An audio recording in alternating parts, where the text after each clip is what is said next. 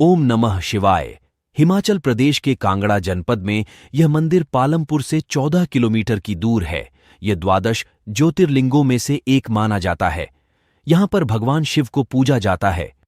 कहा जाता है कि बैजनाथ भगवान शिव का एक अवतार हैं। हिमाचल प्रदेश को देवभूमि भी कहा जाता है। यहां एक से बढ़कर एक चमत्कारिक और पौराणिक मंदिर है। उन्हीं मंदिरों में से एक बैजनाथ मंदिर भी है। प्रदेश के कांगड़ा जनपद में यह मंदिर पालमपुर से 14 किलोमीटर की दूर है। यह द्वादश ज्योतिर्लिंगों में से एक माना जाता है।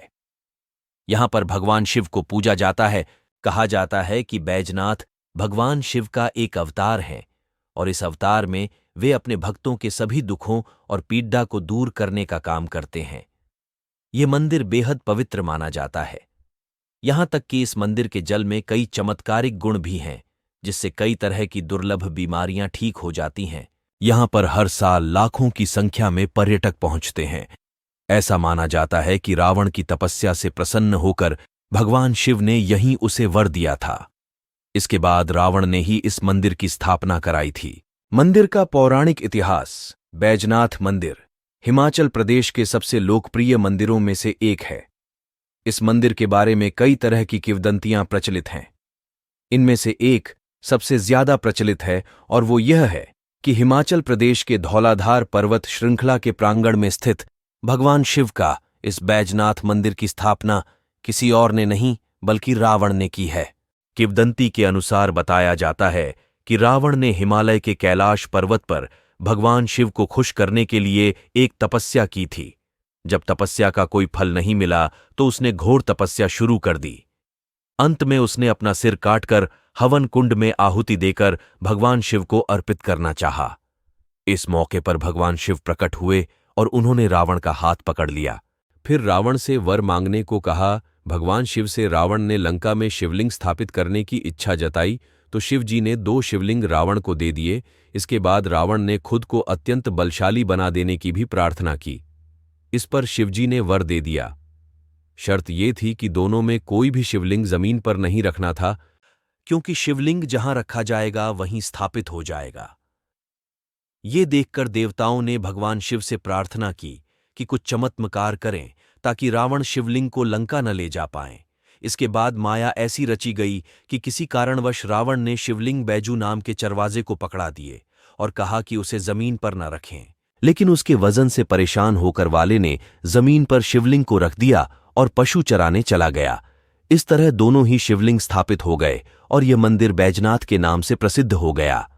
इस मंदिर के प्रांगण में कई छोटे मंदिर और नंदी बैल की मूर्ति भी है। वही नंदी के कान में भक्तगण अपनी मन्नत को मांगते हैं। अज्ञातवास के दौरान पांडवों ने किया मंदिर का निर्माण। बैजनाथ मंदिर के निर्माण को लेकर एक दूसरी मान्यता भी प्रचलित है। इसके अनुसार द्वापर युग में पांडवों ने अपने अज्ञातवास के दौरान इस मंदिर का निर्माण किया, लेकिन ऐतिहासिक साक्ष्यों के आधार पर यह प्रमाणित नहीं होता है, क्योंकि इस मंदिर का निर्माण बलुआ पत्थर के द्वारा किया गया है। बैजनाथ में नहीं मनाया जाता है दशहरा। बैजनाथ मंदिर में दशहरे का त्योहार नहीं मनाया जाता है। इसके पीछे भी एक किंवदंती प्रचलित है। बताया जाता है कि रावण शिव का प्रिय भक्त था, इसलिए यहां रावण का पुतला नहीं जलाया जाता। एक बार कुछ लोगों ने ऐसा प्रयास किया था, लेकिन उसके बाद यहां कई तरह की प्राकृतिक आपदा आईं, जिससे लोगों को परेशानी हुई। इसके बाद यहां पर दशहरा मनाने की परंपरा बंद हो गई। माघ कृष्ण चतुर्दशी को लगता है विशाल मेला। हिमाचल प्रदेश के बैजनाथ मंदिर में माघ कृष्ण चतुर्दशी को विशाल मेला लगता है। इस दौरान इसी तारा रात्रि के नाम से भी जाना जाता है। इस मेले में दूर दराज से लाखों की संख्या में श्रद्धालु पहुंचते हैं। वहीं इसके अलावा महाशिवरात्रि और वर्षा ऋतु में यहां शिव भक्तों की भारी भीड़ देखने को मिलती है। इस मंदिर में यह मान्यता प्रचलित है कि यहां शिवरात्रि और श्रावण मास के साथ साथ माघ कृष्ण चतुर्दशी के मौके पर दर्शन करने से विशेष फल प्राप्त होता है। महमूद गजनबी ने बैजनाथ मंदिर को भी लूटा। महमूद गजनबी एक ऐसा आक्रांता था जिसने भारत के कई मंदिरों को लूटा। इन मंदिरों में बैजनाथ मंदिर भी शामिल था। 1540 ईस्वी में शेर शाह सूरी की सेना ने मंदिर को तोड़ दिया।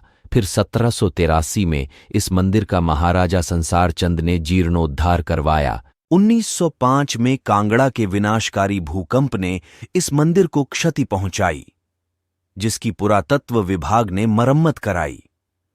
मंदिर के शिलालेखों से यह प्रमाणित होता है कि यह मंदिर काफी प्राचीन है, जिसकी प्राचीनता करीब 2000 साल पुरानी बताई जाती है। और याद रखें, जिज्ञासु बने रहें, रचनात्मक बने रहें, और मैं आपको अगले वीडियो में देखूंगा। सभी को धन्यवाद। ओम नमः शिवाय।